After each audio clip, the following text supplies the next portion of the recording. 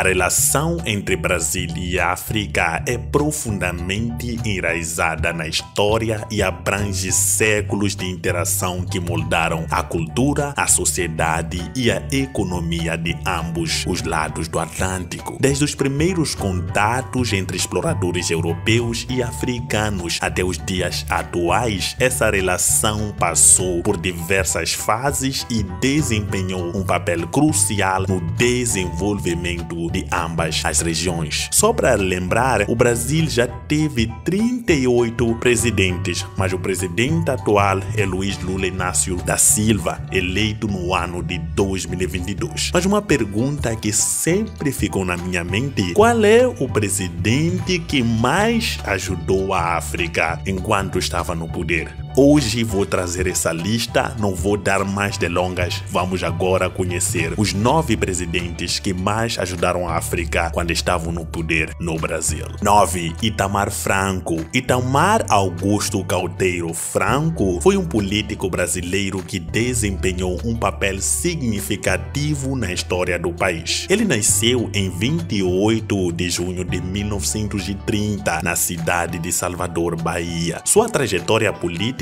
abrangeu várias décadas, culminando com sua ascensão à presidência da República. Itamar teve uma formação diversificada. Sendo engenheiro civil por profissão, ele iniciou sua carreira política nos anos de 1960, quando foi nomeado prefeito de Juiz de Fora, cidade localizada no estado de Minas Gerais, no Brasil. Durante sua gestão como prefeito, ele ganhou popularidade ao promover reformas urbanas e obras de infraestrutura na cidade. Em 1974, Itamar Franco foi eleito governador do estado de Minas Gerais, cargo que ocupou até 1978. Em 1990, Itamar alcançou o cargo de vice-presidente da República, após escolhido como companheiro de chapa de Fernando Collor de Mello, que venceu as eleições presidenciais daquele ano. No entanto, em 1992, o presidente Collor enfrentou um processo de impeachment por corrupção e renunciou ao cargo antes que o julgamento pudesse ser concluído. Com a renúncia de Collor, Itamar assumiu a presidência em 2 de outubro de 1992. O governo de Itamar Franco foi marcado por uma série de desafios econômicos e políticos. Durante seu mandato, o país enfrentou uma grave crise econômica e hiperinflação que atingiu níveis alarmantes. Itamar nomeou Fernando Henrique Cardoso, um economista e socialista, como ministro da Fazenda, confiando-lhe a tarefa de implementar um plano de estabilização econômica conhecido como Plano Real. O Plano Real, lançado em 1994, conseguiu controlar a hiperinflação e estabilizar a economia brasileira, ganhando ampla aceitação popular. O sucesso do plano foi fundamental para a eleição de Fernando Henrique Cardoso como presidente nas eleições de 1994. Itamar Franco deixou a presidência em 1 de janeiro de 1995, após o término de seu mandato, e foi sucedido por Fernando Henrique Cardoso. O presidente Itamar visitou a África do Sul em 1993, demonstrando o interesse do Brasil em fortalecer as relações com esse país após o fim do apartheid. Itamar buscou promover a cooperação técnica e o desenvolvimento social com os países africanos. Essa cooperação envolveu a troca de conhecimento e experiências em áreas como agricultura, saúde, educação e desenvolvimento sustentável, visando a melhoria das condições de vida das populações locais. O Brasil, sob o governo de Itamar, continuou a participar dos fóruns de organizações internacionais que envolviam países africanos, como a Organização das Nações Unidas, a ONU, e a Organização Mundial do Comércio, OMC. Essa participação proporcionou um espaço para o Brasil fortalecer sua presença política e diplomática no continente africano. Itamar buscou incentivar o comércio e os investimentos entre o Brasil e os países da África. Foram realizadas missões comerciais e foram estabelecidos acordos comerciais com alguns países africanos, buscando fomentar o intercâmbio comercial comercial e estimular o desenvolvimento econômico de ambos lados. O governo de Itamar Franco participou de negociações de dívidas com alguns países africanos, buscando facilitar o pagamento de dívidas e estabelecer condições mais favoráveis para esses países. Durante o governo de Itamar, foram abertas novas embaixadas e representações brasileiras em países africanos, buscando fortalecer os laços diplomáticos e comerciais entre África e Brasil. Itamar Franco faleceu em 2 de julho de 2011, aos 81 anos de idade, em São Paulo. Sua trajetória política e sua contribuição para a estabilização econômica do Brasil com o Plano Real são partes importantes da sua história, sem falar do contato com o continente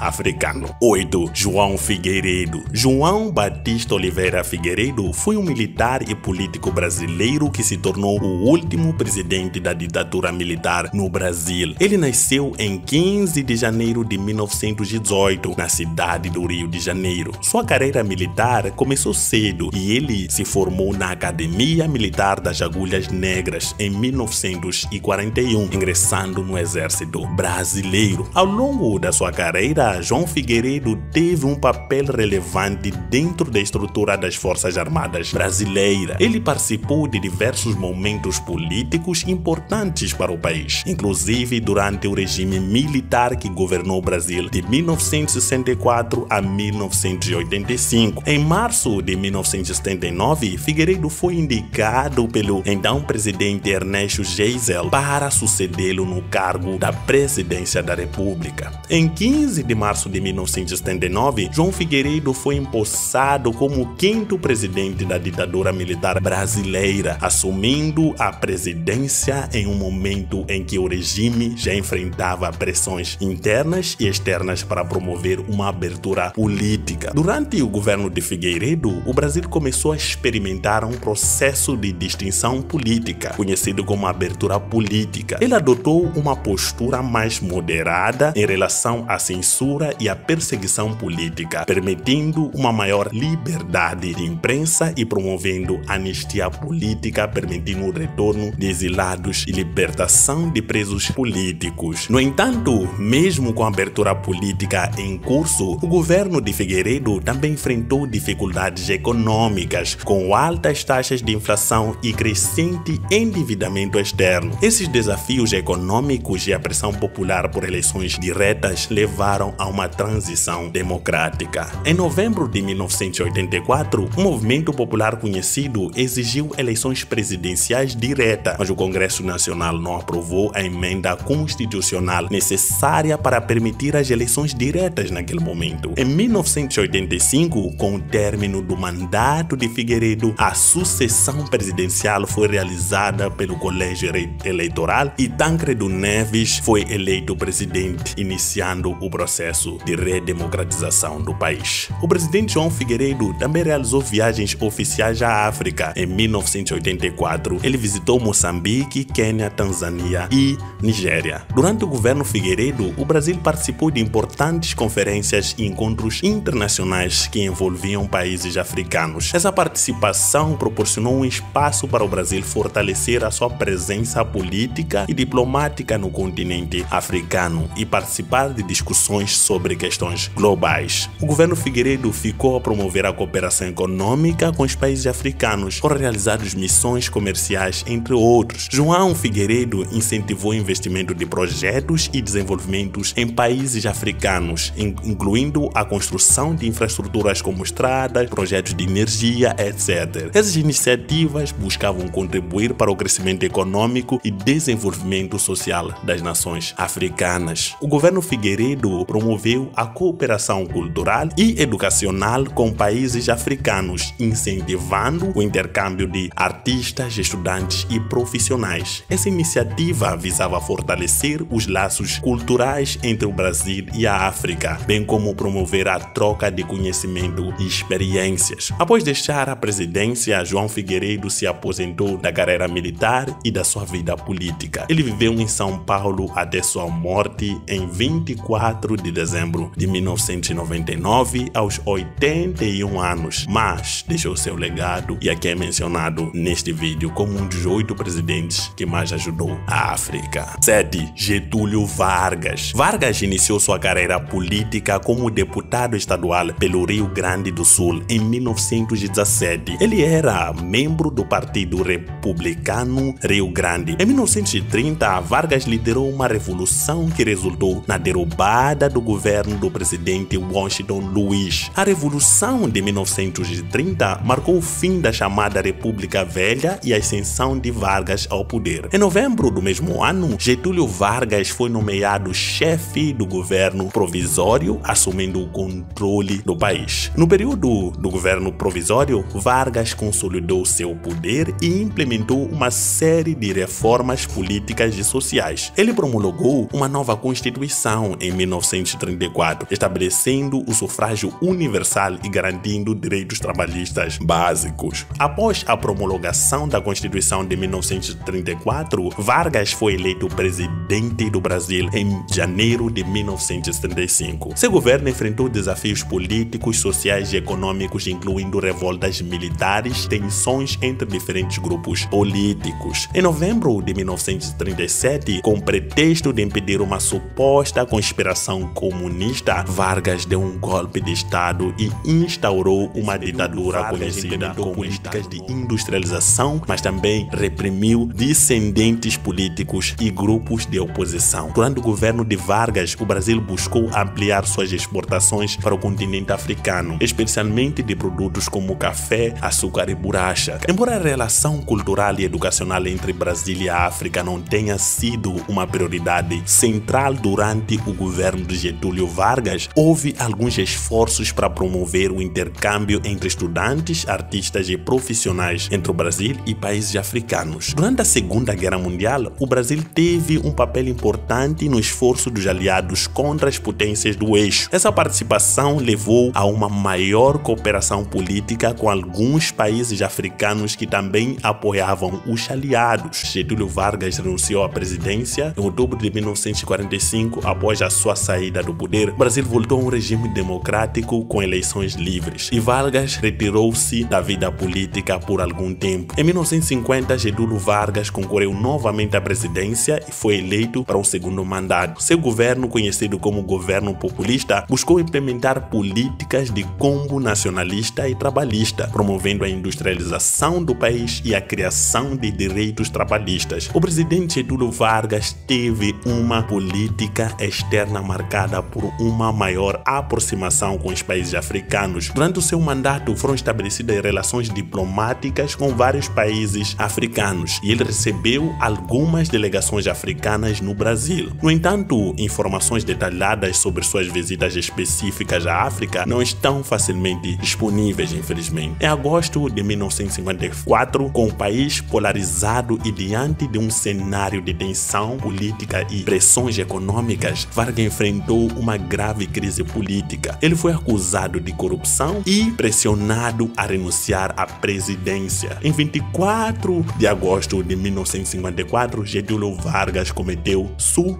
no Palácio do Catete, no Rio de Janeiro. Sua morte causou emoção nacional e gerou uma série de desdobramentos políticos no país. 6. Fernando Henrique Cardoso. Fernando Henrique Cardoso estudou Ciências Sociais na Universidade de São Paulo, USP, e obteve o título de doutor em Sociologia pela Universidade de Paris. Sua produção intelectual inclui livros, artigos e ensaios que abordam temas como desenvolvimento, dependência econômica, Estado e política. Apesar da sua carreira como intelectual, FH também se envolveu na política durante a ditadura militar. Ele foi um dos fundadores do Partido dos Trabalhadores, o PT, e participou da resistência ao regime militar. Em 1992, após a renúncia do presidente Fernando Collor de Mello e a associação do vice-presidente Itamar Franco ao poder, Fernando Henrique Cardoso assumiu o cargo de ministro das Relações Exteriores e posteriormente o ministro da Fazenda. Em 1994, Fernando Henrique Cardoso foi eleito presidente do Brasil, derrotando Luiz Lula Inácio da Silva no segundo turno das eleições. Seu governo foi marcado por reformas econômicas e sociais significativas, mas também enfrentou desafios políticos e crises econômicas. Fernando Henrique Cardoso foi eleito em 1999 1998, tornando-se o primeiro presidente reeleito no Brasil. Em maio de 1995, Fernando Henrique Cardoso visitou a África do Sul e se reuniu com o então presidente da África do Sul, Nelson Mandela. Durante a visita, os líderes discutiram questões bilaterais e a cooperação entre os países. Em abril de 1998, o presidente Fernando Henrique Cardoso visitou Moçambique, onde se encontrou com o presidente moçambicano Joaquim Alberto Chissano. Durante a visita, foram discutidos assuntos relacionados à cooperação econômica e social entre Brasil e Moçambique. Fernando Henrique Cardoso buscou incentivar o comércio e investimentos entre o Brasil e os países africanos. Foram realizadas missões comerciais e foram estabelecidos acordos de cooperação econômica, visando fomentar o intercâmbio comercial entre ambos os lados. O governo de Fernando Henrique Cardoso promoveu a cooperação técnica com países africanos em áreas como agricultura, saúde, educação e desenvolvimento social. Essa cooperação envolveu trocas de conhecimento e experiência, buscando contribuir para a melhoria das condições de vida das populações locais. Fernando Henrique Cardoso buscou estreitar o diálogo político e estabelecer parcerias com os líderes africanos, visando fortalecer os laços diplomáticos. Ao final de seus 2 mandatos, FH deixou o governo com alto índice de popularidade e um legado de reformas que moldaram a política e a economia brasileira nas décadas seguintes. Seu governo foi sucedido por Luiz Inácio Lula da Silva, do Partido dos Trabalhadores, em 2003. Sua trajetória política e intelectual deixou impacto duradouro no Brasil e na América Latina.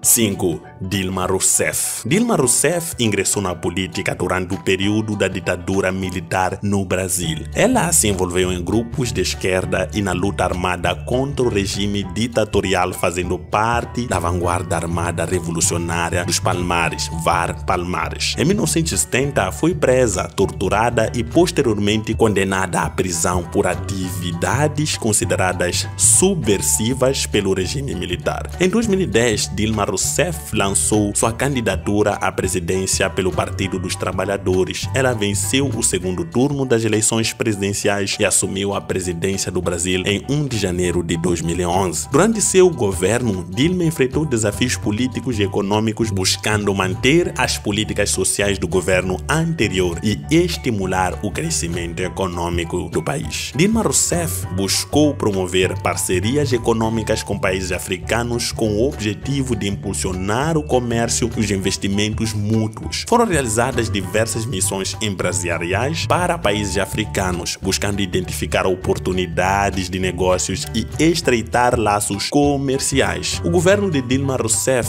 incentivou a cooperação técnica entre o Brasil e os países africanos, compartilhando experiências e conhecimento em áreas como agricultura, saúde e educação. Essa cooperação visava fortalecer a capacidade produtiva e a infraestrutura dos países africanos, inspirado pelo sucesso dos programas sociais implementados nos governos anteriores, especialmente no governo Lula. O governo de Dilma Rousseff buscou compartilhar experiências com países africanos no campo das políticas sociais. Dilma Rousseff participou de importantes conferências e encontros internacionais de países africanos. O Brasil, sob o governo de Dilma Rousseff, buscou expandir seus investimentos diretos em países africanos e também oferecer ajuda humanitária em momentos de crise ou necessidade. Essa abordagem contribuiu para o fortalecimento de laços políticos. Dilma Rousseff foi reeleita para um segundo mandato em 2014. No entanto, durante seu segundo governo, o país enfrentou uma grave crise econômica e política. Em 2016,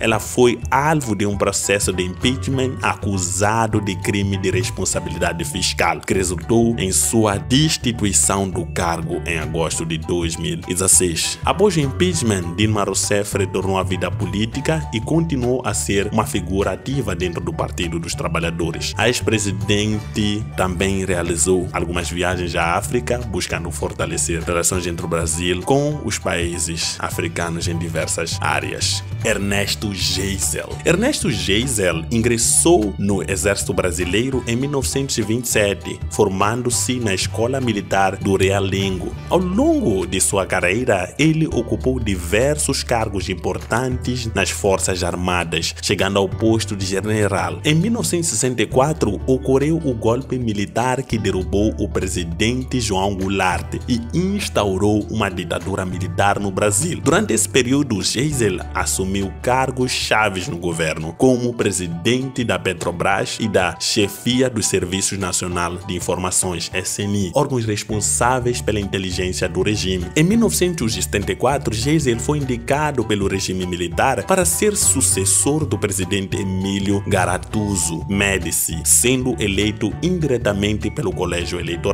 Ele assumiu a presidência do Brasil em 15 de março de 1974. Durante o governo de Geisel, o Brasil passou por um processo de abertura política gradual. Ele adotou uma postura mais moderada em relação à repressão política e permitiu uma maior liberação da imprensa e de organizações políticas. Geisel promoveu reformas econômicas, buscando controlar a inflação e modernizar a economia brasileira. Geisel adotou uma política externa pragmática, buscando ampliar as relações comerciais e diplomáticas com outros países, incluindo a China, países do Oriente Médio. O governo buscou ampliar a presença diplomática do Brasil na África, abrindo novas embaixadas e consulados em países africanos. Essa iniciativa contribuiu para o fortalecimento dos laços políticos e comerciais entre o Brasil e os países da África, estabelecendo canais mais diretos de comunicação e cooperação. Ernesto Geisel procurou aumentar as relações comerciais e a cooperação econômica com os países africanos. Foram realizadas missões comerciais e acordos de cooperação em áreas como agricultura, indústria, infraestrutura e energia, visando fomentar o intercâmbio comercial e estimular o desenvolvimento econômico. O Brasil, sob o governo de Geisel, participou de fóruns internacionais que envolviam países africanos, como a Organização da Unidade Africana, OUA. Essa participação proporcionou uma plataforma para o Brasil fortalecer sua presença política e diplomática no continente africano e participar de discussões sobre questões globais. Ao final de seu mandato, Geisel foi sucedido pelo general João Batista Figueiredo, que se tornou o último presidente da ditadura militar no Brasil. 3. João Goulart. João Goulart iniciou sua carreira política no final dos anos 1930. Participou do movimento dos estudantis e sindicais. Ele foi eleito deputado federal pelo estado do Rio Grande do Sul em 1946 e, ao longo dos anos, ocupou diversos cargos políticos, incluindo ministro do Trabalho no governo de Getúlio Vargas. Em 1960, Jango foi eleito vice-presidente do Brasil na chapa de Jânio Quadros. No entanto, em agosto de 1961, apenas 7 meses após a posse, o presidente Jânio Quadros renuncia inesperadamente. Conforme a Constituição da época, Jango deveria assumir a presidência, mas sua posse foi barrada pelos setores mais conservadores do país. Setores políticos e militares leais a Jango mobilizaram-se para garantir sua posse. Após intensas negociações, um acordo foi alcançado permitindo a posse de Jânio como presidente em 7 de setembro de 1961. As tensões políticas e o acirramento das disputas entre o governo e a oposição culminaram em 31 de março de 1964 com um golpe militar que depôs João Goulart da presidência. Ele buscou apoio popular ao golpe, mas acabou partindo para o exílio em 1 de abril de 1964. 2. Juscelino Kubitschek. Juscelino Kubitschek iniciou sua carreira política no final da década de 1920. Ingressou no Partido Progressista e ocupando diversos cargos públicos em Minas Gerais. Em 1955, Juscelino Kubitschek foi eleito presidente do Brasil com o lema 50 anos em 5, que simbolizava seu compromisso de promover um rápido desenvolvimento econômico e social em apenas 5 anos de governo. Uma das principais realizações de JK, como é chamado, foi a construção de Brasília, uma nova capital planejada para o Brasil. Juscelino Kubitschek buscou fortalecer as relações diplomáticas com os países africanos recém-independentes. Ele enviou missões diplomáticas ao continente africano e recebeu líderes africanos em visitas oficiais ao Brasil. Esses esforços buscavam estabelecer parcerias econômicas e políticas e promover a cooperação entre o Brasil e os países africanos. Durante o seu governo, Juscelino Kubitschek abriu várias embaixadas brasileiras em países africanos. Essas embaixadas foram estabelecidas para fortalecer as relações diplomáticas políticas e fomentar o comércio e as relações culturais entre o Brasil e os países africanos. Kubski procurou estabelecer acordos de cooperação econômica com países africanos. Juscelino também defendeu o apoio ao desenvolvimento econômico e social dos países africanos recém-independentes. Apesar de suas realizações, o governo de Juscelino também enfrentou críticas e controvérsias. O plano de metas resultou em um crescente endividamento externo e a inflação, levando a uma crise econômica no final de seu mandato. Juscelino faleceu em 22 de agosto de 1976 em um acidente de carro em circunstâncias ainda hoje que são controvérsias, duvidosas, para não dizer estranhas. Luiz Inácio Lula da Silva, ou simplesmente Lula. Lula cresceu em uma família pobre e trabalhou desde cedo em diversas atividades. Na década de 1970, tornou-se um líder sindical, representando os metalúrgicos de São Bernardo do Campo. Sua atuação como sindicalista o tornou uma figura importante no movimento trabalhista brasileiro. Lula concorreu à presidência do Brasil em várias ocasiões. Chegou a disputar o segundo turno, mas não foi eleito. Em 2002, finalmente venceu as eleições presidenciais e assumiu a presidência do Brasil em 1 de janeiro de 2003. O governo de Lula foi amplamente elogiado por suas políticas sociais e inclusivas que beneficiaram milhões de brasileiros. No entanto, seu governo também enfrentou controvérsias, incluindo acusações de corrupção envolvendo membros do seu partido e seus aliados. Lula promoveu uma política externa mais ativa em relação à África, buscando estreitar os laços com os países e se posicionar como um parceiro estratégico na cooperação Sul-Sul. Ele realizou diversas visitas a países africanos e recebeu líderes africanos no Brasil, fortalecendo o diálogo político e a cooperação entre as nações. Lula defendeu uma maior cooperação técnica entre o Brasil e os países africanos em áreas como a agricultura, saúde, educação e desenvolvimento social. Inspirado em programas sociais bem-sucedidos e implementados no Brasil, Lula defendeu a criação do programa Fome Zero, que buscava combater a fome e a pobreza em países africanos por meio de assistência alimentar e apoio a projetos de segurança alimentar. Lula participou ativamente de fóruns internacionais envolvendo países africanos, como a União Africana e a Comunidade dos Países de Língua Portuguesa, CPLP, buscando fortalecer os laços políticos de cooperação entre Brasil e África. Após deixar a presidência em 2010, Lula continuou sendo uma figura política influente no Brasil. Em 2018, ele foi preso e condenado por corrupção, mas posteriormente teve sua condenação anulada pelo Supremo Tribunal Federal. E hoje, novamente, em 2023, Lula foi novamente eleito como presidente do Brasil. E esperemos que continue essa interação entre África e Brasil, porque todos os lados saem a ganhar, eu acho. Mas enfim, eu quero deixar essa discussão para vocês aí do Brasil. Me respondam uma questão: será que a África mesmo é importante para o Brasil ou é melhor deixar de escanteio que a África tem seus problemas, o Brasil também já tem problemas suficientes para procurar ajudar o continente africano? Mas eu quero deixar para vocês, coloquem nos comentários, não esqueçam, o lema do canal é olhar a África numa perspectiva africana. Tchau!